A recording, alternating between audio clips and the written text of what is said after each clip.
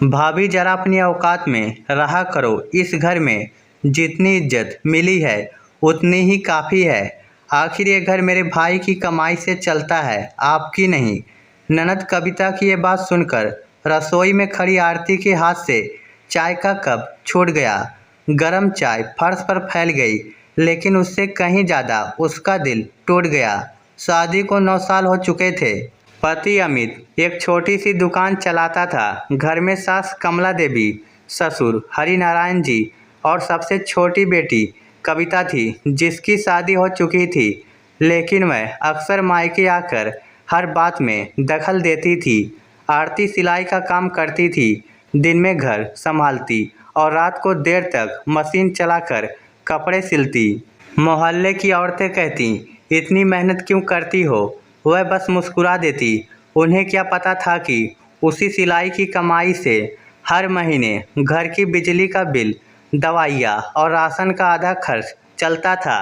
लेकिन उसने कभी किसी से इसका जिक्र नहीं किया।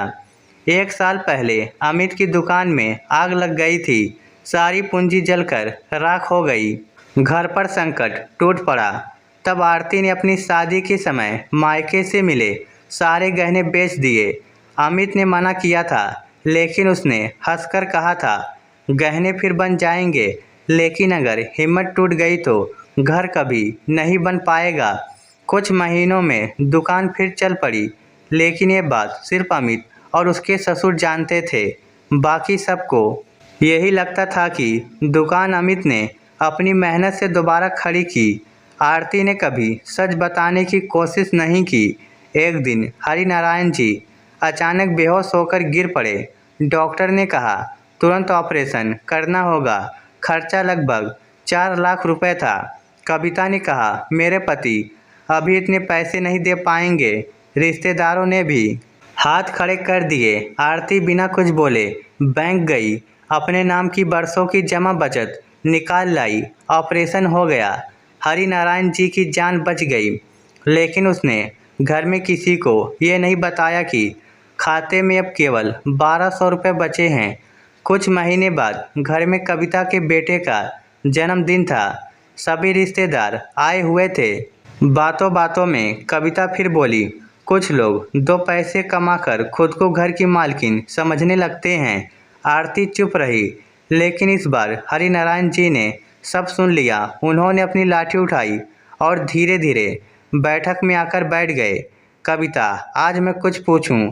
हाँ पापा। जब मेरी सांसें टूट रही थी तब सबसे पहले अस्पताल कौन लेकर गया था? भाभी। जब ऑपरेशन के पैसे नहीं थे तब किसने दिए थे? कविता चुप रही। उसे लगा शायद भाई ने दिए होंगे। हरिनारायण जी ने अलमारी से एक पुरानी फाइल निकाली। उसमें बैंक की रसीदें, गहने बेचने की पर्ची और ऑपरेशन की भुगतान रसीद रखी थी।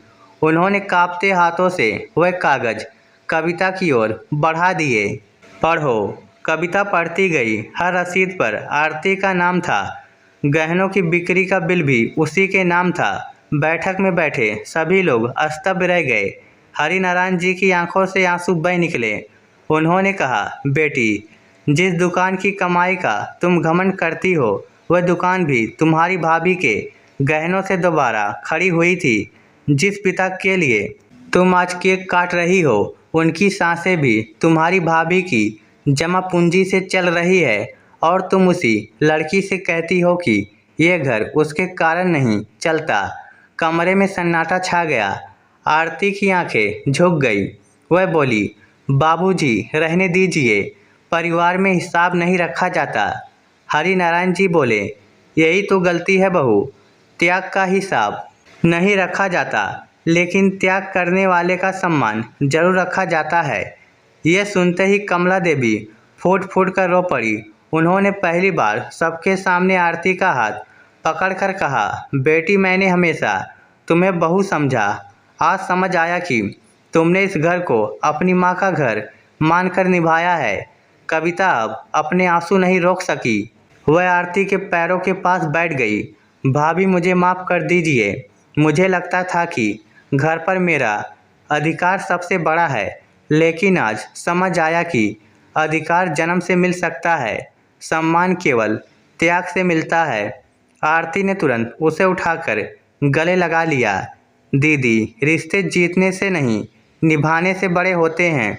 उस दिन पहली बार उस घर में किसी ने ये नहीं कहा कि बहू पराई होती है, क्योंकि सबने अपनी आंखों से देख लिया था। जिस लड़की ने अपने सपने बेचकर एक परिवार बचाया हो, वह कभी पराई नहीं हो सकती।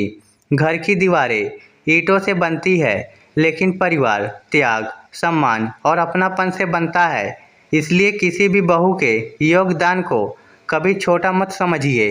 हो सकता है वह चुपचाप पूरे घर की नींव संभाले हुए हो।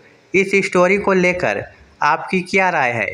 नीचे कमेंट करके हमें ज़रूर बताइएगा। धन्यवाद।